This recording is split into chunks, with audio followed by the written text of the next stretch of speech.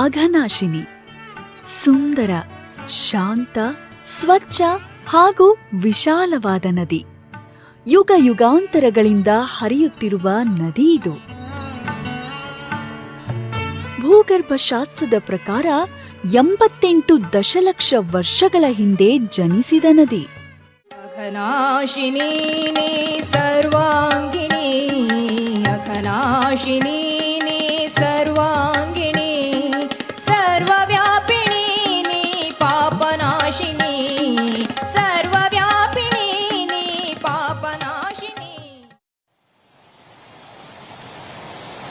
ಉತ್ತರ ಕನ್ನಡ ಜಿಲ್ಲೆಯ ಶಿರ್ಸಿ ತಾಲೂಕಿನ ಶಂಕರಹೊಂಡ ಎಂಬಲ್ಲಿ ಹುಟ್ಟಿ ಸಿದ್ದಾಪುರ ತಾಲೂಕಿನ ಮೂಲಕ ಹಾದು ಹಳ್ಳಕೊಳ್ಳ ಬೆಟ್ಟದ ಮಧ್ಯೆ ಹರಿದು ಕುಮಟಾ ತಾಲೂಕಿನ ಅಘನಾಶಿನಿ ಎನ್ನುವ ಹೆಸರಿನ ಊರಲ್ಲೇ ಅರಬ್ಬಿ ಸಮುದ್ರ ಸೇರುತ್ತದೆ.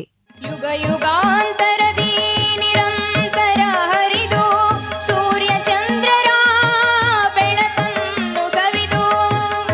ಅಘನಾಶಿನಿ ಉಗಮವಾಗಿ ಸಮುದ್ರ ಸೇರುವವರೆಗೆ ಶ್ರಮಿಸುವ ದೂರ ಕಡಿಮೆ ಇದ್ದರೂ ಅದು ಹಾದು ಬರುವ ಪಶ್ಚಿಮ ಘಟ್ಟ ಪ್ರದೇಶದ ಕಣಿವೆ, ಕೊಳ್ಳಗಳು ಪ್ರಕೃತಿ ಸಂಪತ್ತಿನ ಅತ್ಯಂತ ಸಿರಿವಂತ ತಾಣವಾಗಿದೆ.